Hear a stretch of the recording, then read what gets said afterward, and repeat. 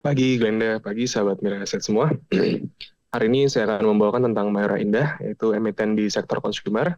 Kami baru saja melakukan initiation untuk coverage dan kita ada di, sorry ini harusnya buy ya.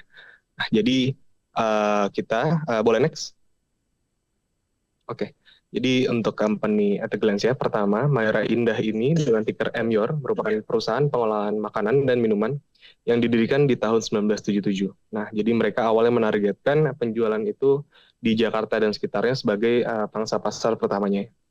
Kemudian mereka memperluas pangsa pasarnya tidak hanya secara domestik, kemudian mereka juga meningkatkan penjualan ke ekspor-ekspornya di fokus negara-negara ASEAN. Jadi mereka telah melakukan perluasan distribusinya secara global. Secara segmen, Mayora memiliki fokus di brandy biskuit, seperti yang ada di gambar. Kemudian ada beberapa juga di gula, wafer, coklat, dan juga sereal. Sedangkan untuk segmen minuman ya, mereka fokus di penjualan berbasis kopi. Ya, next. Nah, kemudian dari new product launch ini, perusahaan memiliki beberapa launching produk baru di 2023 dan juga 2024. Di mana segmen-segmen ini yang terbaru ini di 2024 adalah seperti Kopiko Volcanic Drip di daerah Cina, kemudian aroma biskuit durian dan juga frutagami. Nah, ini fokusnya Mayora ini dengan cara melakukan produk-produk ini akan dilakukan secara testing dulu di beberapa kota yang ada. Kemudian dengan lakukan perkenalan kepada beberapa kota dan jika produk tersebut diterima, maka akan dilakukan promosi dan marketing yang besar untuk produk tersebut. Nanti kita bisa akan lebih bahas lagi untuk promosi dan advertisement-nya di beberapa slide selanjutnya.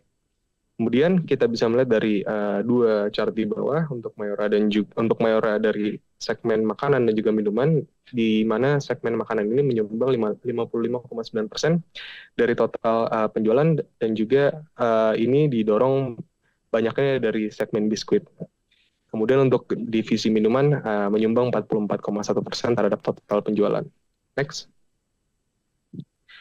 Nah, kemudian untuk penjualan secara domestik atau secara ekspor, ini kita bisa melihat untuk penjualan ini lebih besar di negara ekspor karena mereka melakukan penjualan di beberapa negara seperti Thailand, Filipina, Vietnam, dan juga China. Walaupun ekonomi mereka juga masih tidak baik seperti ekonomi di Indonesia, daya beli mereka juga masih lemah, tapi mereka masih tetap terlihat adanya peningkatan dari beberapa tahun. Kemudian kita juga bisa melihat dari pertumbuhannya secara Indonesia dan juga Asia. Di Indonesia walaupun pertumbuhan sudah tidak terlalu tinggi dari beberapa tahun kemarin sejak pandemi, itu dikarenakan memang adanya tingginya inflasi dan juga beberapa kenaikan harga pangan makanan seperti nasi dan juga sembako lainnya. Next. Iya. Kemudian ini untuk yang kita lihat di 2024. Jadi di 2024 ini kemungkinan akan dengan adanya pertumbuhan yang lebih baik di 2002 daripada 2023. Dikarenakan di 2023 hanya pertumbuhan satu digit yang rendah sekitar 2,7%. Kemudian kita bisa melihat dari kata-kata manajemen juga mereka melihat adanya pertumbuhan di high single digit growth. Kami percaya kemungkinan akan bisa, namun kami lebih di bawah daripada guidance Mayora manajemennya sendiri.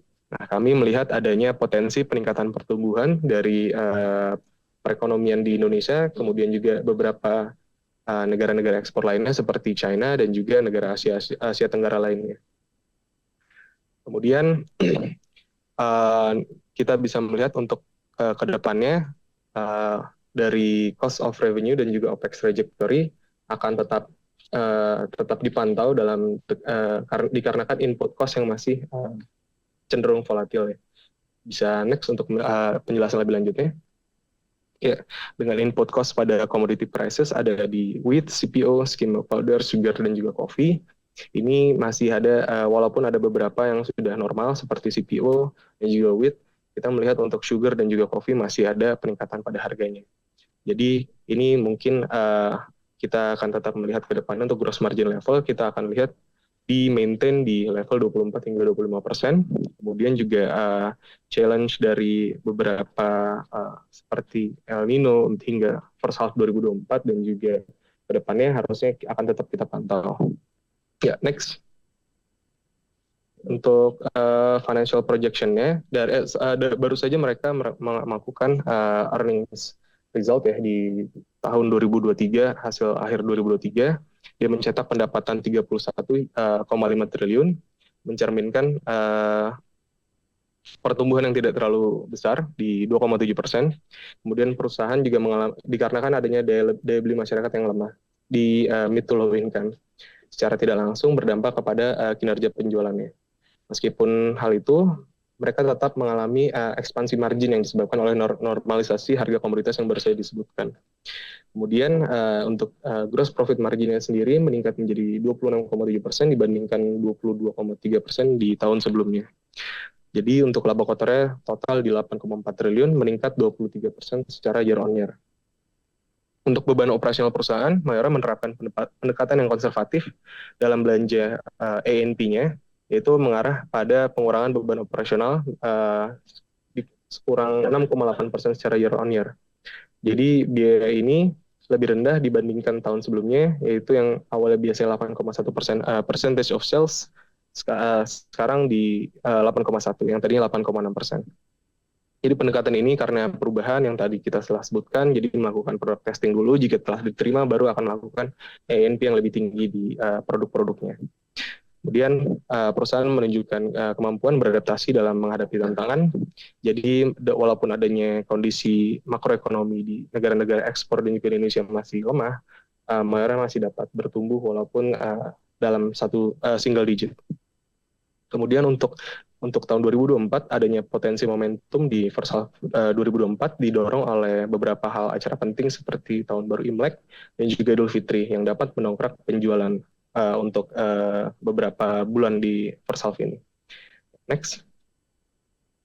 Jadi untuk initiate kita, valuation kita ini di target price 3.100 based on PE-nya itu 22 kali untuk dari 24 forecast kita. Nah, jadi ini di angkanya min 1 standar deviasi dari rata-rata 5 tahun PE-nya. Jadi masih di bawah dari harga rata-rata, walaupun harga input cost-nya sudah menurun dan juga kemungkinan perekonomian di negara-negara ekspor dan juga domestik akan membaik, yang akan berdampak ke daya beli masyarakat yang lebih baik lagi ke depannya. Mungkin sekian dari saya. Terima kasih. Silakan kembali ke Glenda.